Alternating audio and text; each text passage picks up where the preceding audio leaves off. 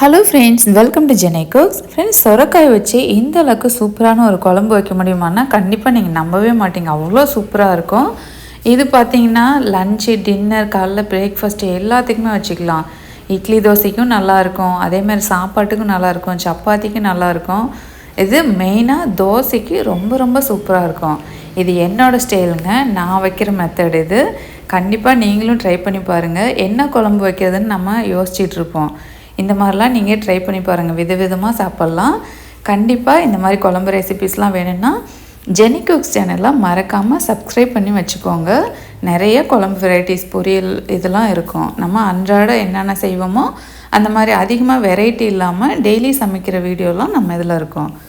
இப்போது ஒரு பிஞ்சு சுரைக்காயாக எடுத்திருக்கேன். அது நீங்கள் தோலோடவே அப்படியே எடுத்துக்கலாம். அந்த தோலை கட் பண்ணி பாருங்கள், ரொம்ப முத்தினதாக இருந்தால் தோலை சீவிடலாம். இப்போது ஒரு பாதி சுரைக்காயை மட்டும் எடுத்துகிட்டு நம்ம காய் செய்வோம்ல அதில் வச்சுட்டு நல்லா துருவி எடுத்துக்கோங்க. இந்த மாதிரி ஒரு பாதி சுரைக்காய் எடுத்திங்கன்னா கரெக்டாக இருக்கும். ஏன்னா இது ரொம்ப பெரிய சுரைக்காய், 2 கிலோ பக்கம் இருக்கும். 1 கிலோ சுரைக்காய் எடுத்துகிட்டு நல்லா பிஞ்சு சுரைக்காயாக தோலோடவே நல்லா சீவிக்கோங்க. பாருங்கள், இந்த மாதிரி துருவி எடுத்து வச்சுக்கோங்க. இதை அப்படியே ஒரு பாத்திரத்தில் எடுத்து வச்சுக்கலாம்.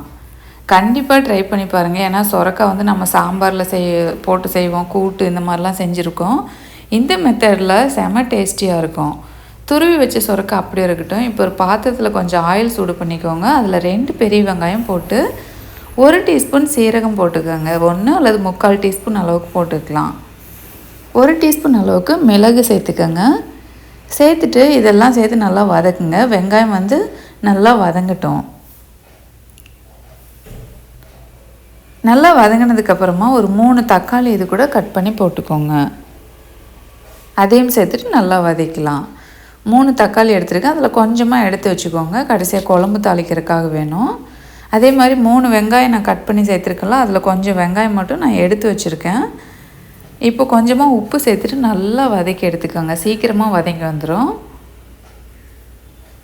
தக்காளி வதங்கினதுக்கப்புறமா ஒரு அரை மூடி தேங்காவில் பாதி, 1/4 மூடி தேங்காய் மட்டும் நல்லா துருவி சேர்த்துக்கோங்க. இதையும் சேர்த்து வதக்கலாம். ஒரு 2 தேங்காய் சேர்த்து 1 நிமிஷம் 2 நிமிஷம் வதக்குனிங்கன்னா போதும். தக்காளி நல்லா வதங்கினதுக்கப்புறமா தேங்காய் சேர்த்துட்டு வதக்கிக்கோங்க. அவ்வளோதாங்க. இப்போ ஸ்டவ் ஆஃப் பண்ணிவிட்டு இதை ஆற வச்சுக்கலாம். இதே பாத்திரத்துலேயே இப்போ நம்ம இந்த சுரைக்காய் குழம்பு வைக்க போகிறோம். நல்லா ஆறட்டும். இது இரும்பு கடாய் இந்த மாதிரி வாங்கி வச்சுக்கிட்டிங்கன்னா ரொம்ப நல்லதுங்க ஹெல்த்துக்கு. அதனால் இது அடி பிடிக்காது, சூப்பராக இருக்கும். இந்த அதே கடாயை க்ளீன் பண்ணிவிட்டு கொஞ்சம் ஆயில் சூடு பண்ணிக்கோங்க. அதில் பட்டை, கிராம்பு, ஏலக்காய், சோம்பு, பிரியாணி இலை, ஒரு கொத்து கருவேப்பிலை சேர்த்துக்கோங்க. அது பொரிஞ்சோடனே நம்ம முன்னாடியே கொஞ்சம் வெங்காயம் எடுத்து வச்சுருந்தோம், அதையும் சேர்த்து வதக்கலாம். சீக்கிரமாக வதங்கி வந்துடும் கம்மியான அளவில் சேர்க்குறதுனால. அவ்வளோதான், நல்லா வதக்கியாச்சு. இப்போ நம்ம எடுத்து வச்சுருக்கிற அந்த அரை தக்காளி, ஒரு பச்சை மிளகா நல்லா நீல வாக்கில் கட் பண்ணி வச்சுருக்கிறேன், அதையும் சேர்த்துக்கோங்க. ஒரு 4 பீஸாக கட் பண்ணி இது கூட சேர்த்துக்கோங்க. நல்லா வதங்கட்டும். இஞ்சி பூண்டு நல்லா ஃப்ரெஷ்ஷாக, இது கொஞ்சம் தண்ணி போட்டதுனால நல்லா நிறைய தெரியுது. உங்ககிட்ட ஏற்கனவே அரைச்சி வச்சுருந்திங்கன்னா 1 டேபிள் ஸ்பூன் அளவுக்கு சேர்த்துக்கோங்க. இது பச்சை வாசனை போகிற அளவுக்கு நல்லா வதக்கலாம். கூடவே கொஞ்சம் மஞ்சத்தூள், ஒரு 1/4 டீஸ்பூன் மஞ்சள் பவுடர் சேர்த்துட்டு நல்லா வதக்கி எடுத்துக்கோங்க.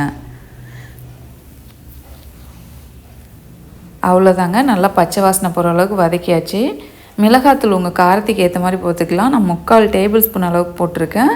கொத்தமல்லி தூள் 2 டேபிள் ஸ்பூன். அப்புறம் சிக்கன் மசாலா அல்லது மட்டன் மசாலா இது ஏதாவது இருந்தால் ஒரு 3/4 டேபிள் ஸ்பூன், அதில் அரை டேபிள் ஸ்பூன் மட்டும் சேர்த்துக்கோங்க. சேர்த்துட்டு வதக்கினதுக்கப்புறமா கொஞ்சமாக தண்ணி போட்டு நல்லா வேக வைங்க. மசாலா நல்லா குக்காகி வரணும், எண்ணெய் பிரிஞ்சு வரணும், அந்தளவுக்கு நல்லா வதக்கிட்டே இருங்க. கொஞ்சம் தண்ணி போட்டு வேக வச்சிங்கன்னா சீக்கிரமாக நமக்கு மசாலா பச்சை வாசனை போயிடும். இப்போ நம்ம வெங்காயம் தக்காளி வதக்கணும்ல, அது ஆறிடுச்சு. தண்ணி எதுவும் சேர்க்காம மிக்ஸர் ஜாரில் போட்டு நல்லா அரைச்சிக்கோங்க. நல்லா ஃபைன் பேஸ்ட்டாக அரைச்சாச்சு. இப்போ இந்த மசாலாவும் பாருங்கள், நல்லா எண்ணெய் பிரிஞ்சு வந்து நல்லா அந்த தண்ணியெல்லாம் வற்றிருச்சு. இப்போது நம்ம அந்த துருவி வச்சுருக்கிற சுரைக்காவை சேர்த்து நல்லா வதக்கோங்க. ஒரு 5 நிமிஷம் கிட்ட, 5 நிமிஷத்துக்கு அதிகமாகவே நல்லா வதக்கலாம். இந்த மசாலா கூட சேர்த்து வதக்கிறது உங்களுக்கு சிரமமாக இருந்தால் தனியாக கூட நீங்கள் வதக்கி எடுத்துக்கோங்க.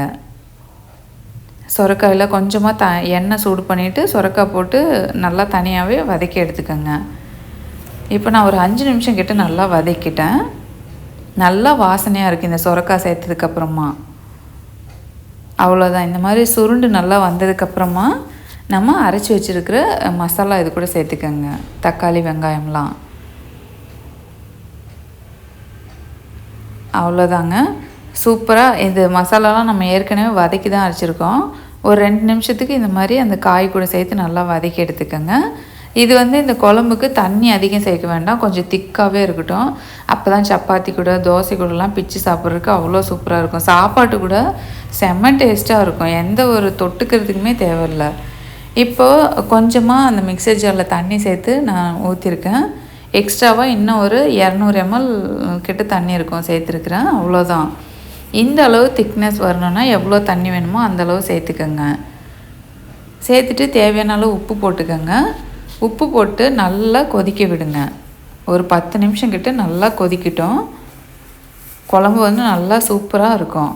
10 நிமிஷம் நல்லா கொதித்து எண்ணெய் பிரிஞ்சு வரும்போது ஸ்டவ் ஆஃப் பண்ணிக்கலாம்.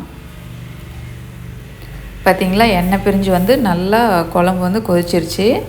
கண்டிப்பாக இந்த டேஸ்ட்டில் நீங்கள் சொரக்காய் வச்சு நீங்கள் செஞ்சுருக்க மாட்டீங்க. நிறைய பேர் காயெலாம் சாப்பிட விருப்பப்பட மாட்டாங்க. இந்த மாதிரி செஞ்சு கொடுத்தீங்கன்னா நல்லா விரும்பி சாப்பிடுவாங்க. கிட்டத்தட்ட 1 கிலோ காய் பக்கம் நான் சேர்த்துருக்குறேன். இது சொரக்காய் தானே கண்டுபிடிக்க முடியாது. இப்போ ஸ்டவ் ஆஃப் பண்ணிக்கலாம். ஸ்டவ் ஆஃப் பண்ணிவிட்டு மேலே கொத்தமல்லி இலை தூவிக்கோங்க. நான் இன்றைக்கி தோசை மதியானம் மீதி இருந்ததுன்னா சாப்பாட்டுக்கு வச்சு நான் சாப்பிட போகிறேன். கண்டிப்பாக இந்த சொரக்காய் கிரேவி உங்களுக்கு பிடிச்சிருந்தா இதுக்கு ஒரு லைக் கொடுங்க. உங்கள் ஃப்ரெண்ட்ஸ் அண்ட் ஃபேமிலி கூட மறக்காமல் ஷேர் பண்ணுங்கள். நான் இப்போ 2-3 நாளைக்கு முன்னாடி இட்லி போட்டிருந்தேன் இல்லைங்களா, அந்த மாவில் செஞ்ச தோசை தான் இது. பாருங்கள் எந்த அளவுக்கு கிறிஸ்பியாக இருக்குது. நம்ம ஹோட்டலில் கூட ஏதேதோ சேர்ப்பாங்க அந்த கிறிஸ்பியாக வர்றதுக்கு, கலர் கிடைக்கிறதுக்கு. இந்த மாதிரி ட்ரை பண்ணுங்கள். தேங்க்யூ.